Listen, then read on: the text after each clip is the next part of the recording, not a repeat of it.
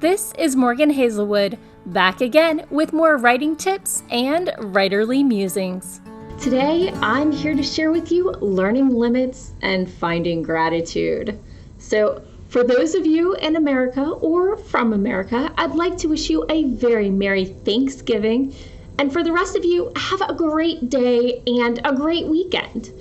So, I knew going into November that NaNoWriMo might not happen. The first couple days I was going to be at a writing convention. I have a massive work deadline coming up in December. Plus, there's that whole family and holiday thing you might have noticed is happening. But still, I had hope and plans. However, I've had to take a step back and reassess. Here are my 5 steps for avoiding burnout. Step 1, recognize your limits. Apparently people have limits. Who knew? So as my work deadline approaches, my day job hours have kept growing, eating into my writing time. When Tuesday turned into a 14-hour day, I just couldn't handle it. I tossed 200 words on the page and crashed out. I was too plain exhausted to pull out any more words. Plus, I didn't really have much time.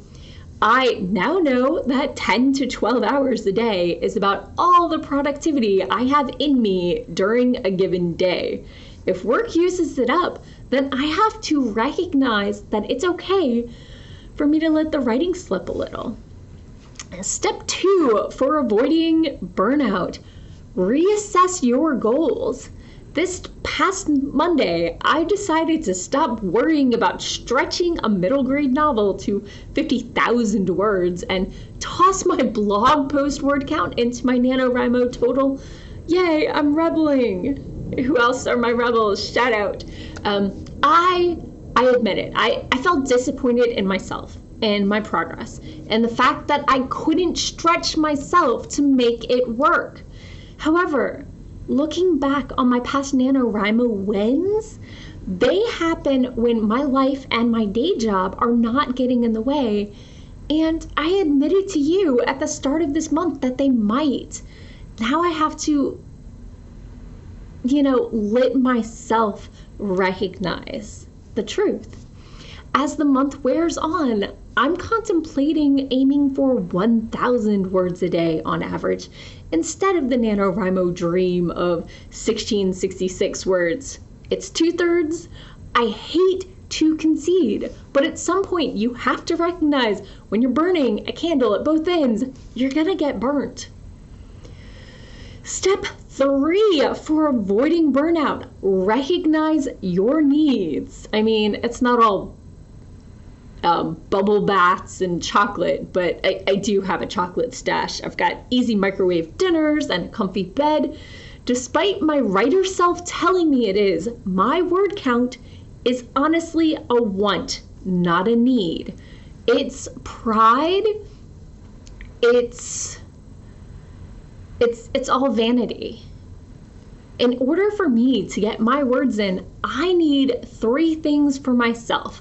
I need energy. I need to have not used all my energy at work or on crises.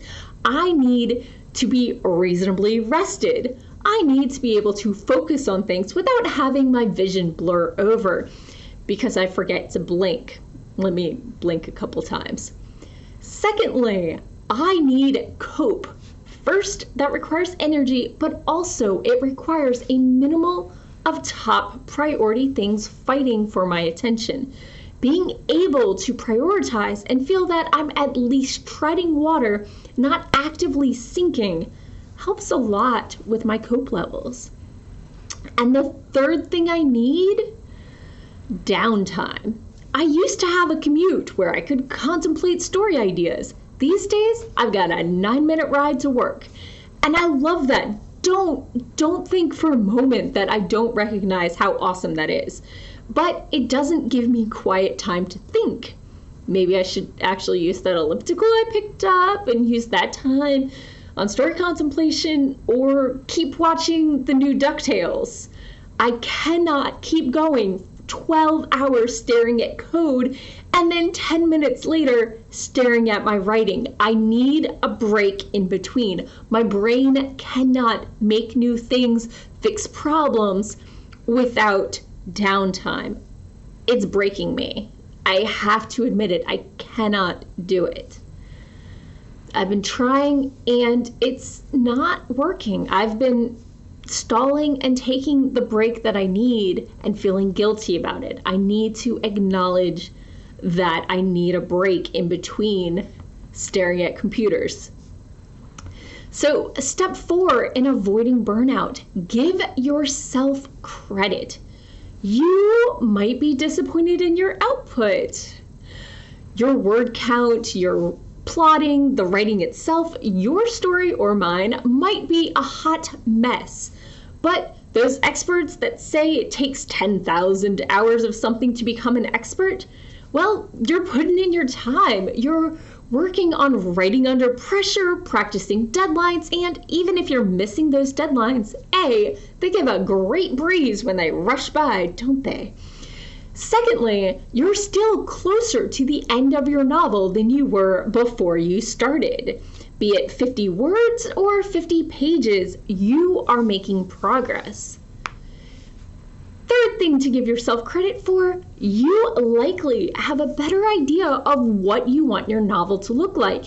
Be it, I know how to fix this, or even just, now I know what won't work. Your novel is taking a more concrete shape in your head. And finally, you likely have a better feel for your characters and their voices. Maybe you'll have to start over from scratch when this is done, but I bet when you look at these pages again, you're gonna find sections that you can use wholesale. And the final step for avoiding burnout, practice gratitude. I know it sounds trite, but it's Thanksgiving, so I figured I'd toss it in here anyway. I don't know what things in your life make you smile, but hopefully there are a lot of them. And if not, maybe it's time to make changes that will get you there. For me, I am grateful for so many things. I am grateful for my friends and my family who love and care for me and have me lined up for 3 Thanksgiving dinners on 3 consecutive days. I am grateful for how supportive my friends and family and writing community are. I am grateful for my quiet, comfortable house where I write, my day job that stretches my skills, teaches me more, and is full of welcoming and enthusiastic people. I'm grateful for my creativity and writing skills and hopefully communication skills. I'm grateful that I learned how to touch type. It makes writing a lot faster. I'm grateful for electricity and the internet because my life kind of revolves around them. My social is online, my writing is online, I code, so without electricity and the internet, there would be a lot less of that. I am thankful for my health and my health insurance. And I feel like this is when I should say something like, and viewers like you. But yeah, those are the 5 things that I find I need to avoid burnout. Recognizing my limits, reassessing my goals when I realize that they're pushing me too hard.